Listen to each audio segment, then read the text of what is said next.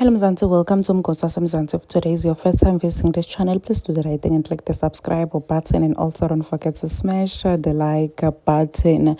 So people are really worried ngeliqala alaqoqo ukuthi it seems like ilithulile after abantu balwe kangaka, after abantu basukume kangaka ngetinkani basho ukuthi bafuna justice for umntwana lona 7 years old lo bekafundza lapha eBergview College eMatatiele.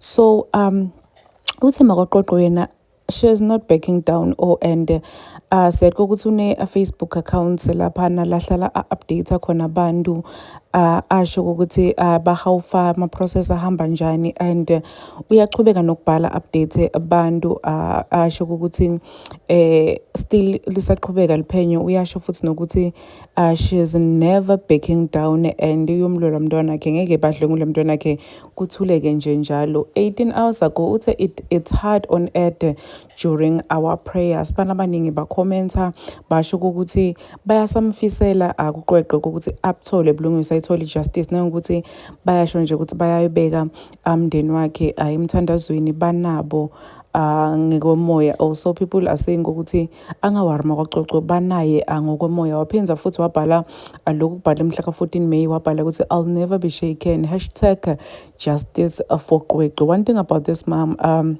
uyakhombisa ukuthi uyomlwela umntwana wakhe nanoma engabe abantu bathini. So there have been rumors lasho ukuthi unemanga, uqambe emanga, asama saying ukuthi umntwana beka constipated, ama saying ukuthi iqiniso uyalati but akafuni ukukhuluma tonke itindzaba, akakhulumi everything nje.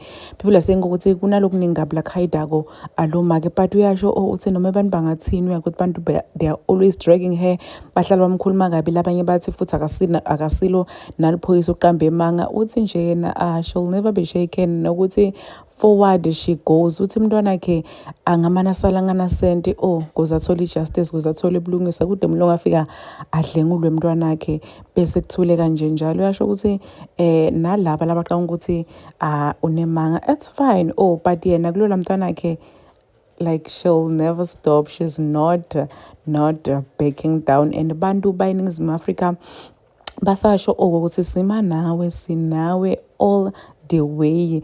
Sine siyasho nje sithi justice for uQweqwe. Please do comment what you think below down in the comment section. Don't forget to hit the notification bell.